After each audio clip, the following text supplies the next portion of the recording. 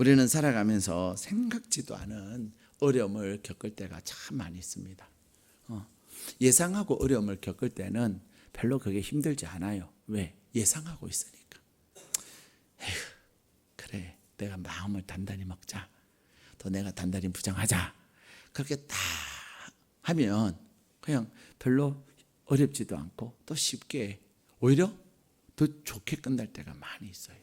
그런데 전혀 예상하지 못했던 전혀 내가 예상하지 못했던 그런 어려움이 훅 나에게 찾아올 때 정말로 우리가 당황스러울 때가 한두 번이 아닙니다. 오늘 우리에게 주신 본문의 말씀을 보면 다윗이 그랬어요. 다윗은 그의 아들 압살롬이 아버지에게 반역을 일으켜요. 반역을 일으켜서 결국 뭐 합니까? 결국 아버지의 왕권을 빼앗아요. 자, 기가 막히지 않습니까?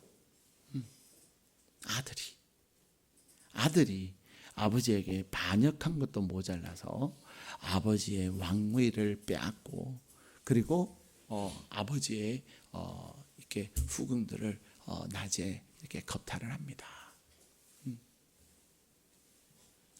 유대인들은 돈보다도 무엇을 더 중요하게 여겼냐면 명예를 중요하게 했습니다. 그래서 내가 얼마나 많이 갖느냐 하는 것보다도 사람들이 나를 어떻게 평가하느냐 그것을 굉장히 중요하게 여긴 거예요. 근데 그래도 참 다윗이 위대한 왕이잖아요.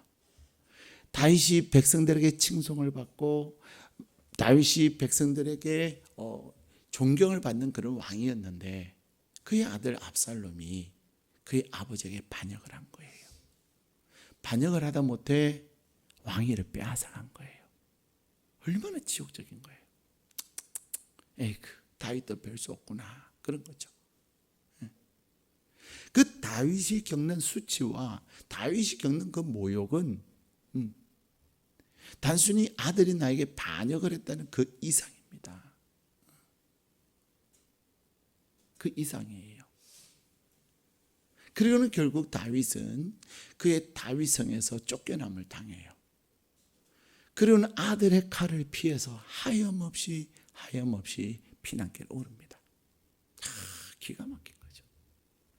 아들만 반역한 것이 아니라 다윗의 그 후사들, 다윗의 부하들이 반역을 해서 압살롬 편에 서는 사람들이 한두 사람이 아니었어요. 그것 또한 정말로 배신감을 느끼는 거예요. 다윗에게 충성을 맹세했는데 그 충성을 맹세한 그가 반역을 일으킨 아들 편에 선 거예요. 아들이 반역할 때 뭐라 그래요? 그러시면 안 됩니다. 그러시면 안 됩니다. 하나님을 두려워하셔야 합니다. 아버지를 거역하는 아들을 어찌 하나님이 기뻐하시겠습니까? 절대로 그러시면 그렇게 직언을 하고 그렇게 고언을 해야 되는데 아버지 편에서 아들 편에 서서 이렇게 하면 아버지를 이길 수 있습니다. 저렇게 하면 잘 될 겁니다. 그런 거예요. 근데 그들이 누구였어요? 다윗에게 충성을 맹세했던 사람들. 다윗에게 충성을 맹세했던 사람들이 그렇게 행동한 그것 또한 더 견디기 어려웠던 거예요. 그래도 압살롬은 아들이잖아요. 그래도 압살롬은 아들인데 다윗에게 충성을 약속했던 그들은 이 다윗의 마음의 분노와 배신감을 이루 말할 수가 없어요. 더군다나 다윗의 그 장군들과 장수들 가운데는 어떤 사람들이에요? 억울한 일을 당하고 배신을 당하고 힘든 일을 당해서 다윗에게로 나왔던 수많은 400인의 용사들, 그들 가운데 많은 자들이 돌아섰을 때 정말로 그들이 나약하고 세상에 희망이 없고 배신을 당하고 환난을 당하여서 다윗에게 거둬달라고 왔던 그들이 다윗을 배신했을 때 그것은 이루 말할 수가 없는 거예요.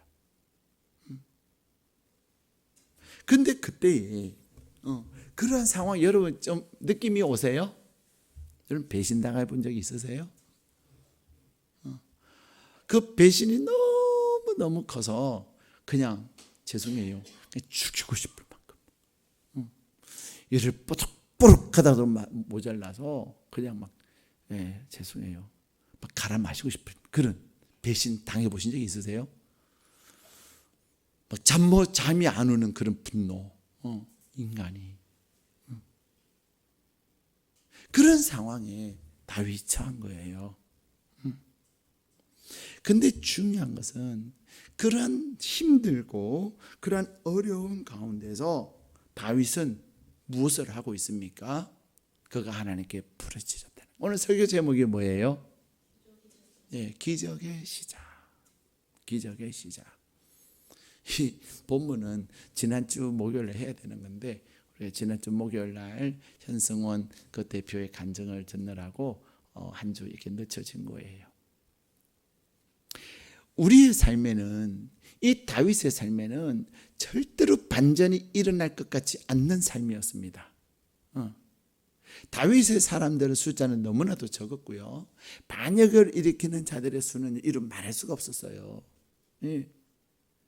이제 다윗의 시대는 막 끝이 날 것 같은 상황에 직면해 있는 그때에 오직 다윗이 다시 왕궁으로 돌아가는 것은 기적이 아니고서는 될 수가 없는 일이었습니다.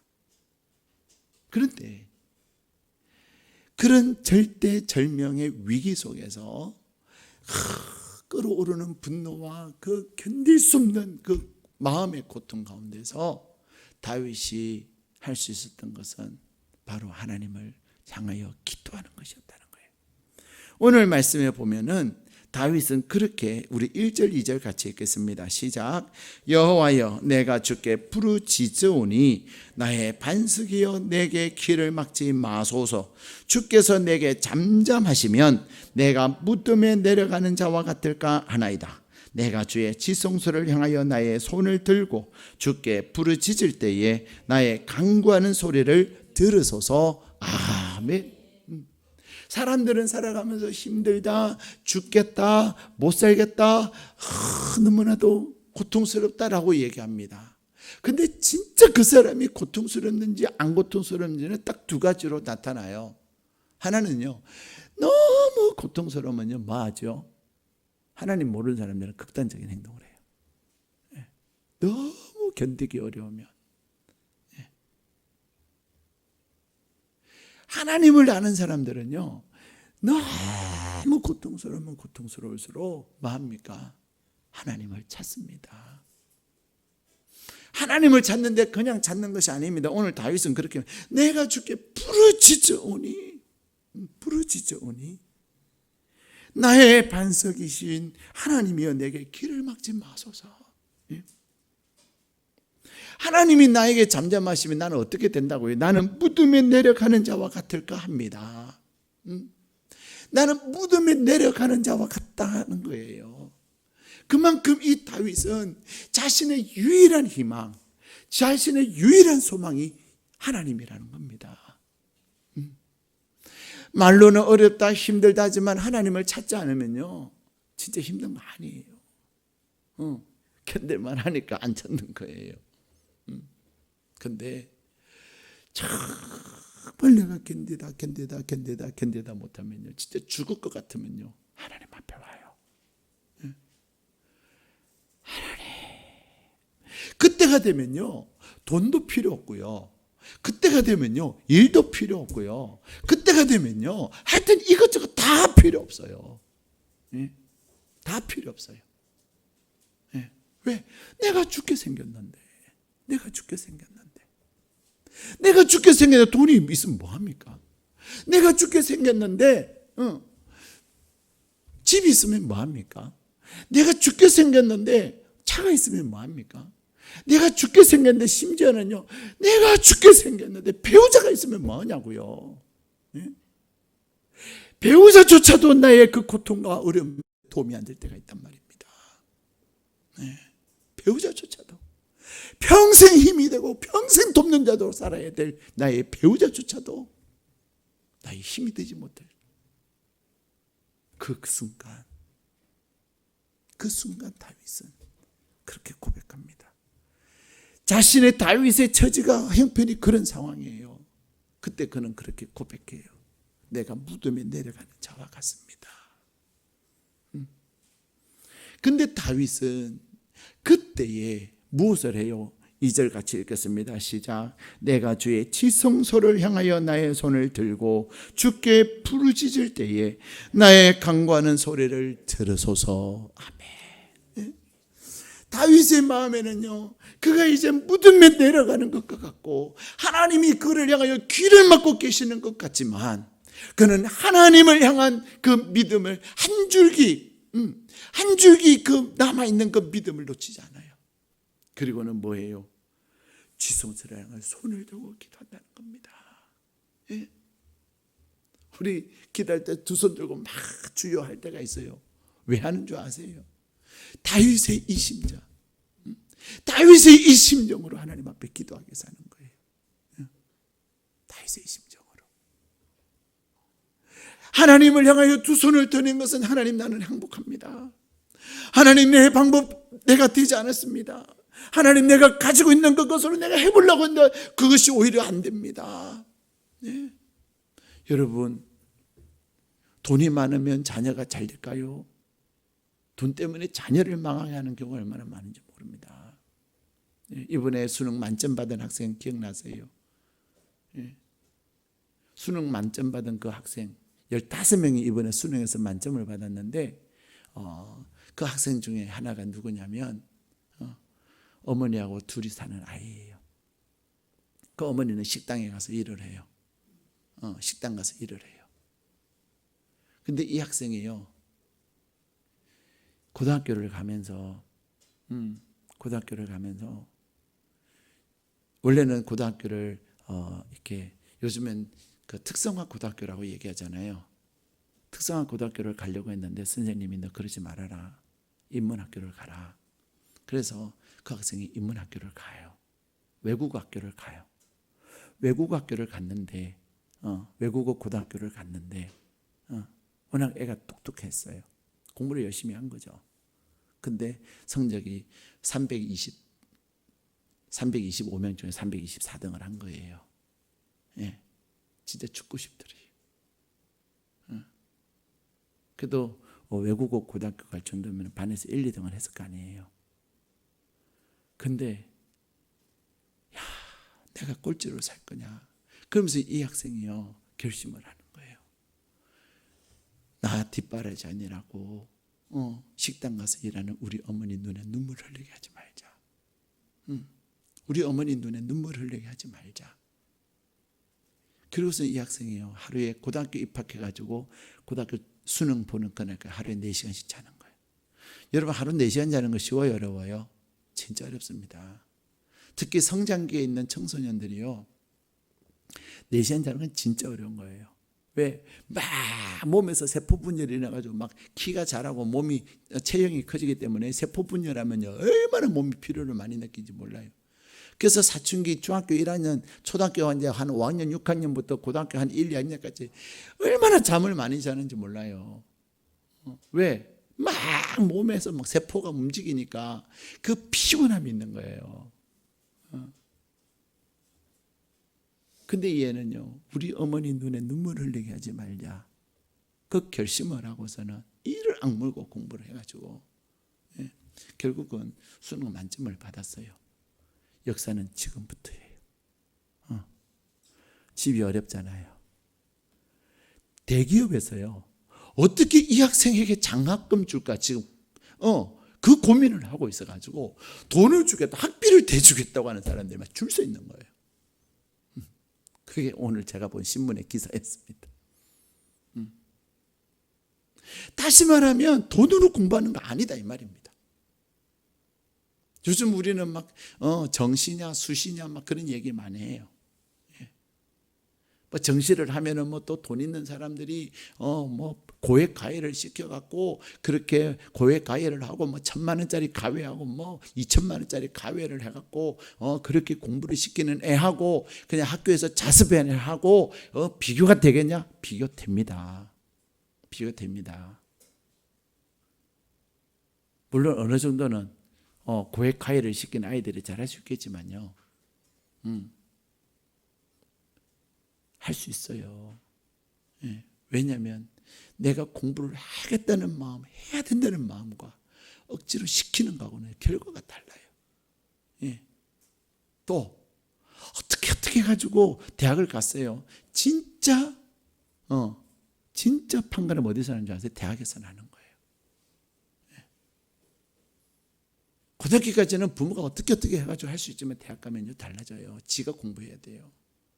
지가 공부해야 돼요. 근데 중요한 것은 뭐냐면 우리가 인생을 살아가면서 나는 돈이 없다고 안 된다고 생각하지 마세요. 인생은 돈으로 되는 거 아니에요.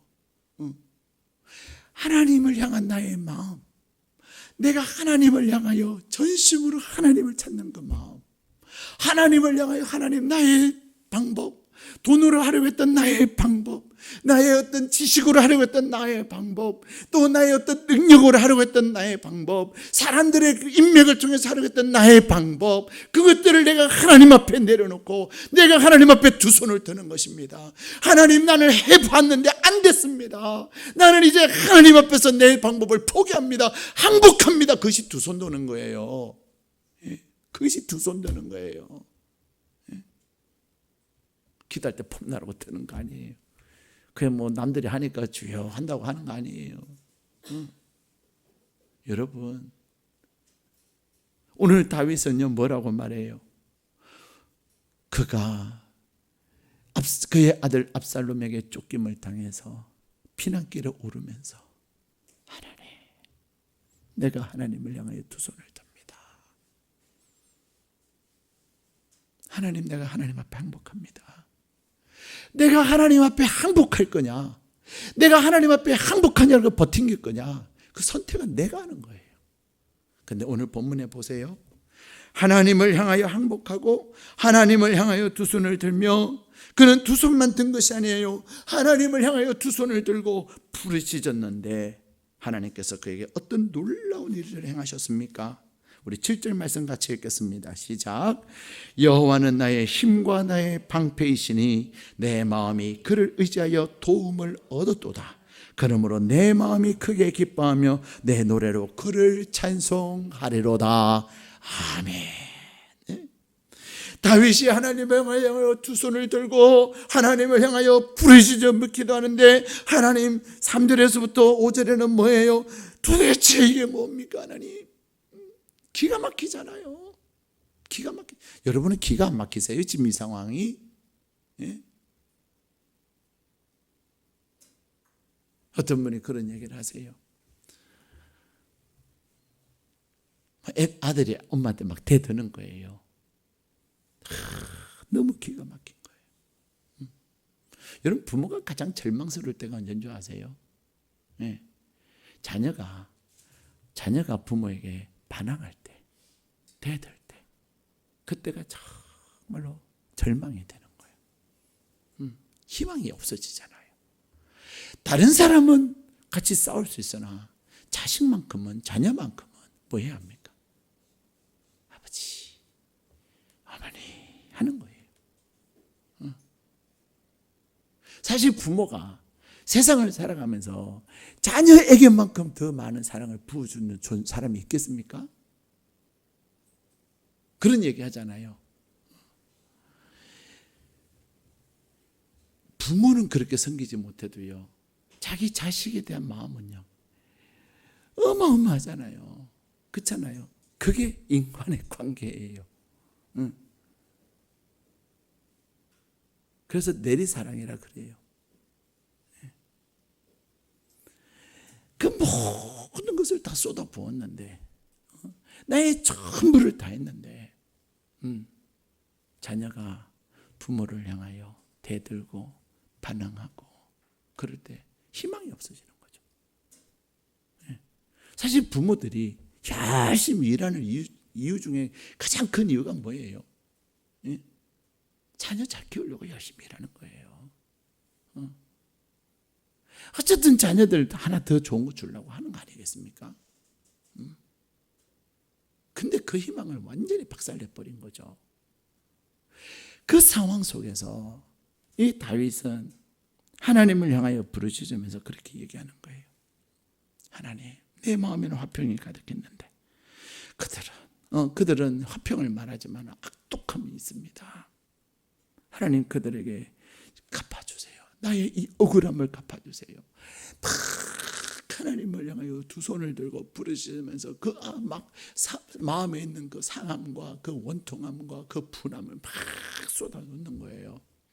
그런데 6절에 어떤 일이 일어납니까? 하나님을 찬송하리로다. 하나님을 찬송하리로다. 왜 하나님을 찬송합니까? 하나님이 내 기도를 들으셨다는 거예요. 하나님이 내 기도를 들으셨다는 거예요. 오늘 이 밤에 여러분의 그 어떤 상황과 여러분의 그 어떤 어려움과 어떤 고통스러운 가운데 있을지라도 하나님을 향하여 두 손을 들고 하나님을 향하여 부르짖으며 기도할 때 하나님이 여러분의 소리를 듣는 역사가 있기를 축복합니다. 네? 하나님이 능력이 없는 것이 아니라 하나님이 우리를 향하여 길을 닫고 계시는 것이 아니라 내가 하나님을 향하여 전심으로 두 손을 들지 아니하고 하나님께 항복하지 아니하고 하나님을 향하여 찾지 아니하고 하나님을 향하여 부르짖지 않으면 줄로 믿습니다. 네. 근데 다윗은요, 그가 오늘 하나님을 향해 찬양하는데 뭐라 그래요? 내가 하나님을 의지했더니 하나님이 나를 도우셨다는 겁니다. 우리가 오늘 위기 속에 있고 어려운 가운데 있지만 하나님을 향하여 두 손을 들고 주의 이름을 부르며 주를 향하여 부르짖으며 기도할 때 하나님이 여러분을 도우시는 은혜가 있기를 축복합니다. 하나님을 향하여 다윗이 두 손을 들고 기도할 때 하나님은 어떤 은혜를 베푸셨습니까? 우리 9절 말씀 같이 읽겠습니다. 8절 말씀 같이 읽겠습니다. 시작. 여호와는 그들의 힘이시요 그의 기름 부음 받은 자의 구원의 요새이시로다. 하나님께서 우리의 힘이 되시고 나의 능력이 되심을 우리로 경험하게 하는 것입니다. 우리는 살아가면서 능력이 부족함을, 힘이 없음을 경험할 때가 얼마나 많은지 모릅니다. 내가 조금만 더 능력이 있었으면 내가 이렇게 할 수 있었을 텐데 그래서 또 억울하고 분한 거예요. 내가 나를 돕는 자가 있었으면, 나의 구원의 요새가 있었다면 하나님 내가 얼마나 도움이 됐을까 그러면서 억울하며 원통해 할 때가 있어요. 그런데 내가 하나님을 향하여 하나님 나는 항복합니다. 하나님 나는 내가 하나님 앞에 두 손을 들고 항복하며 하나님을 향하여 부르짖으며 기도합니다 하며 막 하나님 앞에 부르짖으며 기도하는 이 다윗에게 하나님께서 무엇을 약속하세요? 내가 너의 힘이 될 것이고 내가 너의 요새가 될 것이다. 수많은 위기와 수많은 공격들 속에서도 내가 너를 보호하리라 하나님은 약속하고 계시는 것입니다. 세 번째, 하나님을 향하여 두 손을 들고 기도하는 자에게 하나님 무엇을 약속하십니까? 9절 말씀 같이 읽겠습니다. 시작. 주의 백성을 구원하시며 주의 산업에 복을 주시고 또 그들의 목자가 되셔 영원토록 인도하소서. 아멘. 세 번째, 하나님이 주시는 약속은요, 하나님께서 두 손 들고 하나님을 향하여 부르짖는, 하나님을 향하여 항복하고 하나님을 향하여 부르짖는 자에게 하나님은 그의 산업에 복을 주신다는 것입니다. 여러분 하나님이 잘 되십니까? 잘 되는 분도 계실 거고 안 되는 분도 계실 거예요.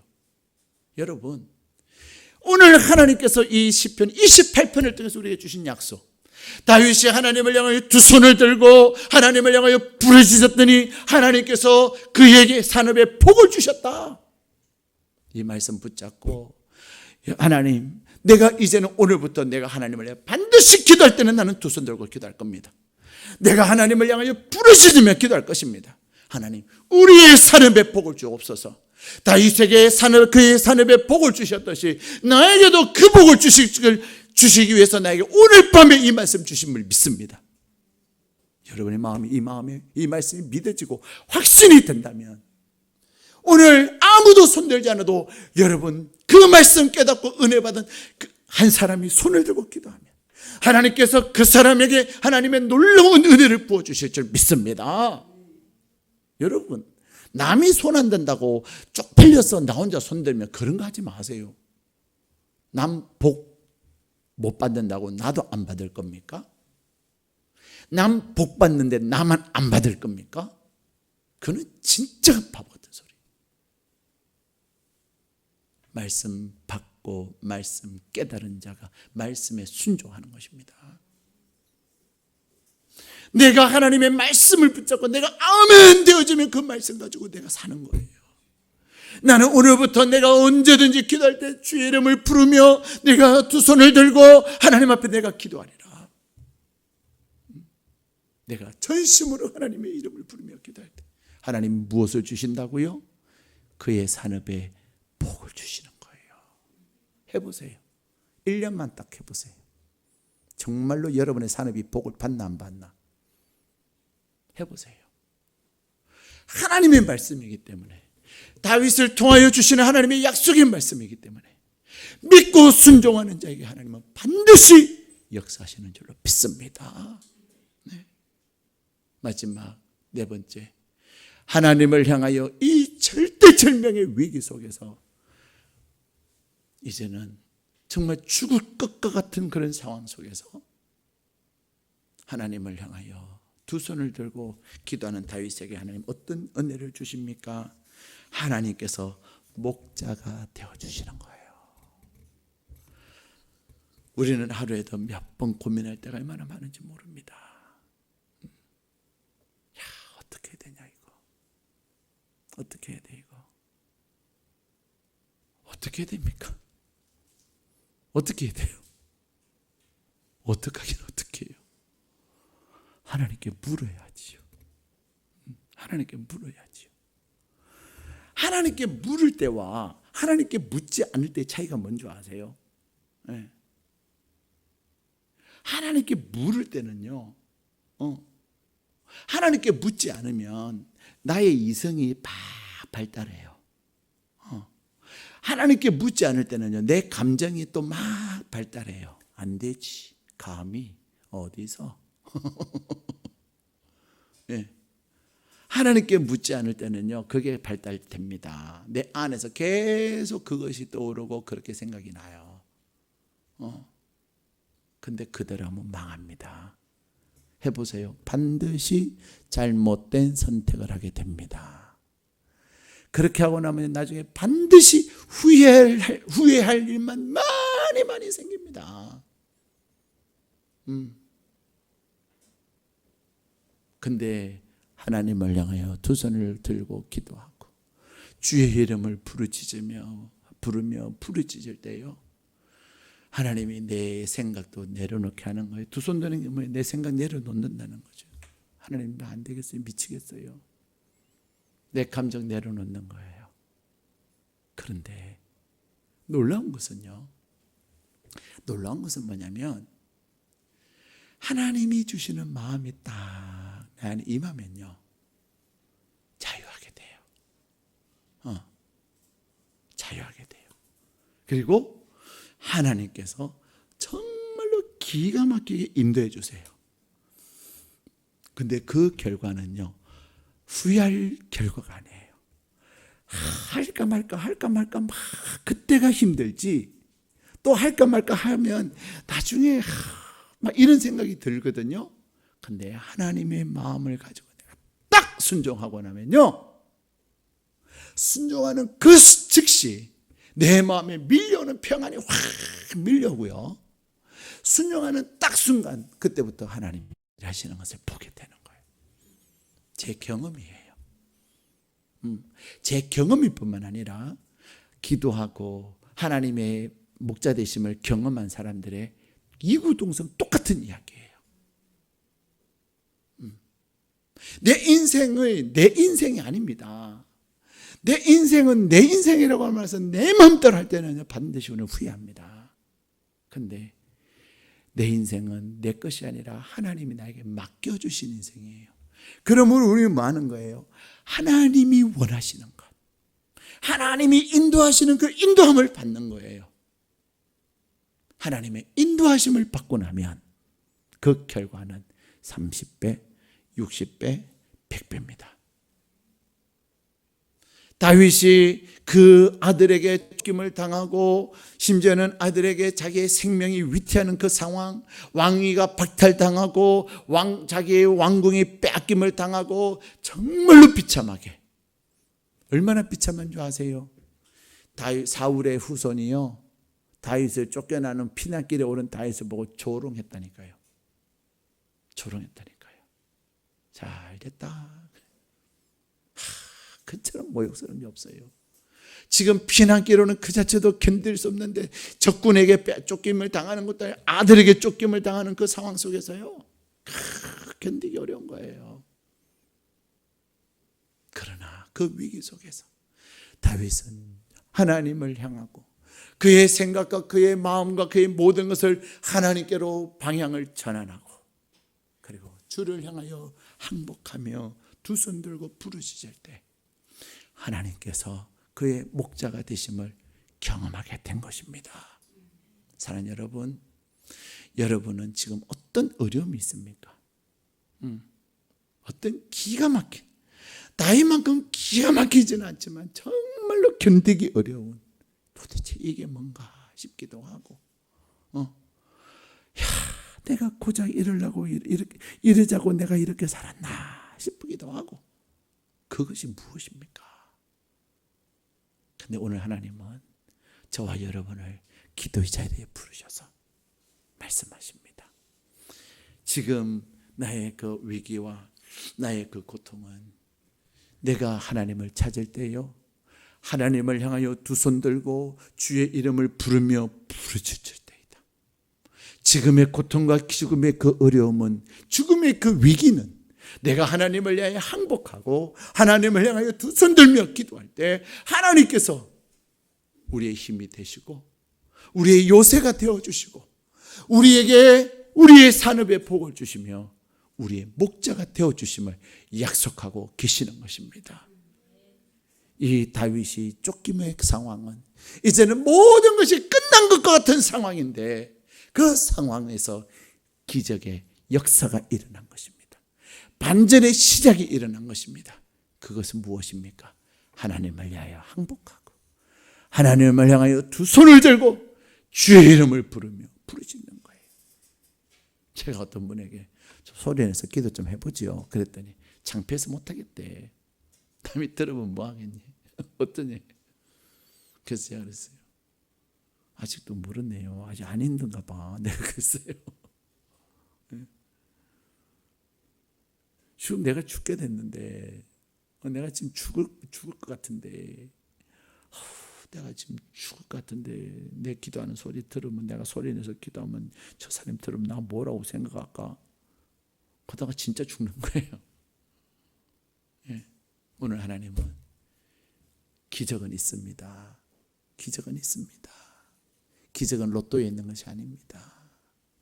기적은 얻은 무엇에 의해서, 요행에 의해서 되어지는 것이 아닙니다. 기적의 시작은 내가 하나님을 향하여 두 손 들고, 기적의 시작은 오늘도 하나님이 일하시는 놀라운 기적은 있는데, 그 기적의 시작은 하나님을 향하여 두 손 들고 하나님을 향하여 전심으로 부르짖는 자에게 오늘도 하나님의 살아계시는 그 기적의 역사를 베푸시는 것입니다. 오늘 이 밤에 여러분이 두 손 들고 기도할 때, 오늘은 그냥 살짝 두 손 들고 기도하지만 여러분의 마음에 내가 1년은 두 손 들고 기도하리라. 아무도 손드는 사람 없고, 목사님이 손들라고 기도 인도하시는 분이나 찬양 인도하시는 손들고 기도하는 말하지 않아도 나는 하나님을 향하여 손을 들고 기도하리라. 하나님이 나의 산업에 복을 주시고 하나님이 나의 목자가 되시고 하나님이 나의 힘과 나의 능력이 되시기를 나는 구하리라. 하나님 역사여 주옵소서. 하나님 역사해 달라고 간절히 기도하시는, 그래서 여러분의 삶의 기적의 시작이 되는 밤이 되시기를 주님의 이름으로 축복합니다.